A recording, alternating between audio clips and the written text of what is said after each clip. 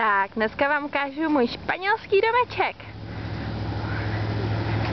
Jak vidíte, je to dům jako kráva a bydlí nás tam 12.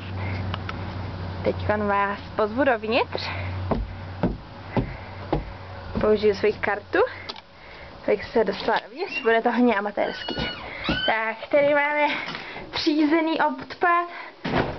Bohužel nemáme koš na papír.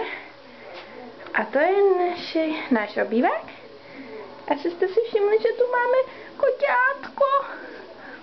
Někam běželo. Tak, to je Marlu, jedna z našich spolubydlících. Televize. No. A tady bydlí naše jazyková asistentka ze Španělska, Marta. Samozřejmě nástěnka, jako minulé, kde nás naučí, jak udělat sex zdravějším. A cumpleaños, asi víte, že to znamená narozeniny, 9. listopadu, Radka. Tak, teď vás pozvu do kuchyně, to teda je hodně tragický, protože samozřejmě lidi si neumí po sobě uklidit. Luxusní. Tak, to je náš dřez. No. Zlepšuje se to, no. A tady jsou moje věci. Ty jsem si musela podepsat. Radka, protože když tady byla první party, tak mi někdo ukradl extra panenský olivový olej, což je pěkně naštvalo. Tak, teď vás pozvu nahoru k sobě do pokojíčku. Nahoře nás bydlí 13, teda 9. No, ještě vám ukážu koupelnu, kde si čistím zuby. Vypadá to typicky úplně stejně jako minule. Sprchy jsou takový vtipný, protože když se sprchujete, tak vám lidi vidějí ze zhora na hlavu. No.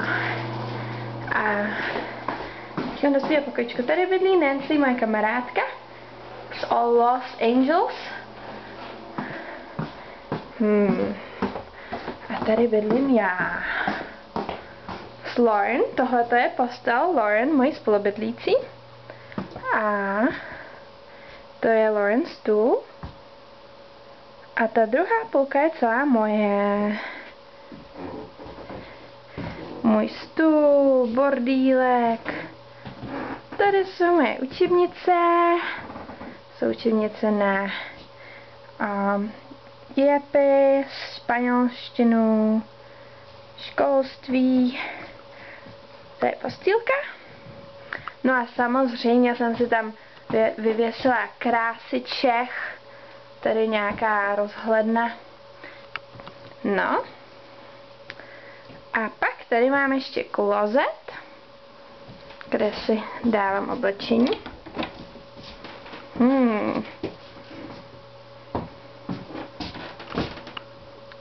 A tady mám od čárky pohled. Tak, ještě vám musím ukázat únichový východ. Tady se dá utíct, kdyby hořelo, a já to používám běžně, ale tady mám rovnou schodiště ven, takže tady mám krásný rozhled na různé akademické budovy.